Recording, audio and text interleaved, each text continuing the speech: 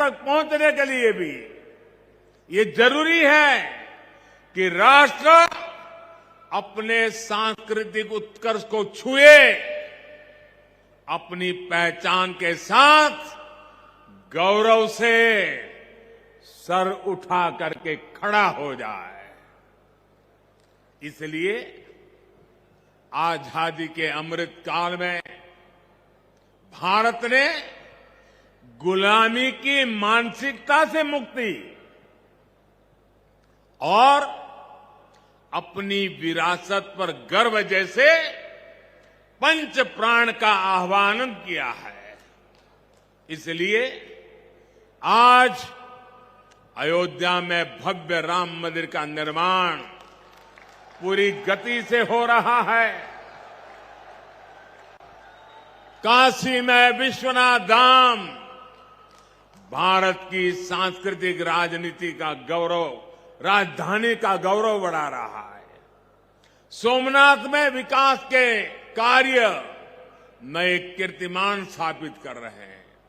उत्तराखंड में बाबा केदार के आशीर्वाद से केदारनाथ, बद्रीनाथ तीर्थ क्षेत्र में विकास के नए अध्याय लिखे जा रहे हैं। साथियों, भारत के लिए धर्म का अर्थ है हमारे कर्तव्यों का सामूहिक संकल्प। हमारे संकल्पों का ध्येय है विश्व का कल्याण, मानव मात्र की सेवा।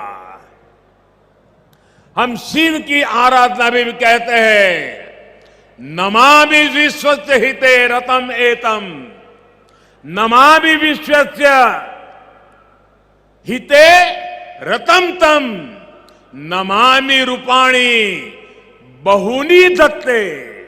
अर्थात हम उन विश्वपति भगवान शिव को नमन करते हैं जो अनेक रूपों से पूरे विश्व के हितों में लगे हैं। यही भावना हमेशा भारत के तीर्थों, मंदिरों, मठों और आस्था केंद्रों की भी रही है। यहां महाकाल मंदिर में पूरे देश और दुनिया से लोग आते हैं। सिंहस्थ कुंभ लगता है तो लाखों लोग जुड़ते हैं। अनगिनत विविधताएं भी एक मंत्र, एक संकल्प लेकर एक साथ जुड़ सकती है। इसका इससे बड़ा क्या उदाहरण क्या हो सकता है। और हम जानते हैं हजारों साल से हमारे कुंभ मेले की परंपरा बहुत ही सामूहिक मंथन के बाद जो अमृत निकलता है उसे संकल्प लेकर के 12 साल तक उसको क्रियान्वित करने की परंपरा रही थी। फिर 12 साल के बाद जब कुंभ होता था, फिर एक बार अमृत मंथन होता था, फिर संकल्प लिया जाता था, फिर 12 साल के लिए चल पड़ते हैं। पिछले यहां कुंभ के मेले में मुझे आने का सौभाग्य मिला था। महाकाल का बुलावा आया और ये बेटा आए बिना कैसे रह सकता है। और उस समय कुंभ की हजारों साल की पुरानी परंपरा, उस समय जो मन मस्तिष्क में मंथन चल रहा था, जो विचार प्रवाह बह रहा था, मां क्षिप्रा के तट पे अनेक विचारों से मैं घिरा हुआ था और उसी में से मन कर गया। कुछ शब्द चल पड़े,